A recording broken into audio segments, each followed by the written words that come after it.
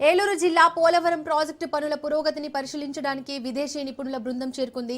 3 రోజుల పాటు పోలవరంలో ఈ బృందం పర్యటించనుంది. ఈ పర్యటనలో కేంద్ర జల సంఘం అధికారులు కూడా పాల్గొంటారు. కమిటీ ప్రాజెక్టులోని gap 1, D hill, G hill మట్టి నిల్వల ప్రాంతాలను, మెయిన్ డ్యాంలోని గ్యాప్ 2 మెటీరియల్ నిల్వలను, స్పిల్ ఛానల్, అప్రోచ్ ఛానల్ను పరిశీలించనుంది. పోలవరం ప్రాజెక్టు చేరుకున్న విదేశీ నిపుణుల బృందానికి అధికారులు, నిర్మాణ సంస్థ ప్రతినిధులు స్వాగతం పలికారు. రైట్, ఇదే అంశానికి సంబంధించి మరింత సమాచారాన్ని మా ప్రతినిధి కిరణ్ అందిస్తారు. కిరణ్, ఏలూరు జిల్లా పోలవరం ప్రాజెక్టు పనుల పురోగతిని పరిశీలించడానికి విదేశీ నిపుణుల బృందం అయితే చేరుకుంది. దీనికి సంబంధించి డీటెయిల్స్ ఏంటి? ఈ రోజు సోమవారం పోలవరం ప్రాజెక్టు నిర్మాణ పురోగతిని సమీక్షించేందుకు విదేశీ నిపుణుల బృందం ప్రాజెక్టు ప్రాంతానికి చేరుకుంది.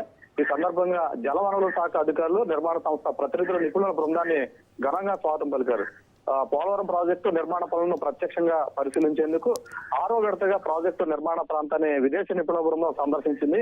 ఈ బృందంలో Sean Hinchberger, David B Paul, Gian Franco Di Cicco వంటి ప్రముఖ అంతర్జాతీయ నిపుణులు కూడా పాల్గొన్నారు.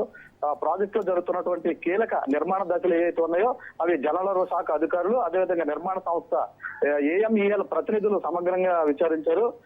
అనంతరం నిపుణుల బృందం gap 1, D hill, gap 2, G hill ప్రధాన డ్యాం ఎగువ దిగువ భాగాలను, D wall, dewatering channel, rock filled, clay stack వంటి విభాగాల్లో కొనసాగుతున్న పనులను క్షుణ్ణంగా పరిశీలించారు. ఈ పర్యటనలో కేంద్ర జల సంఘానికి చెందినటువంటి వివిధ విభాగాల ఉన్నతాధికారులు కూడా పాల్గొని ప్రత్యేక భద్రతా ప్రమాణాలు, నాణ్యత నియంత్రణ చర్యలు, నిర్మాణ వేగంపై కూడా నిపుణుల బృందంతో చర్చలు జరిపారు. పోలవరం ప్రాజెక్టు పనులు అంతర్జాతీయ ప్రమాణాలకు అనుగుణంగా సాగుతున్నాయనే దిశగా ఈ సమీక్ష కీలకంగా మారిందని అధికారులు తెలిపారు.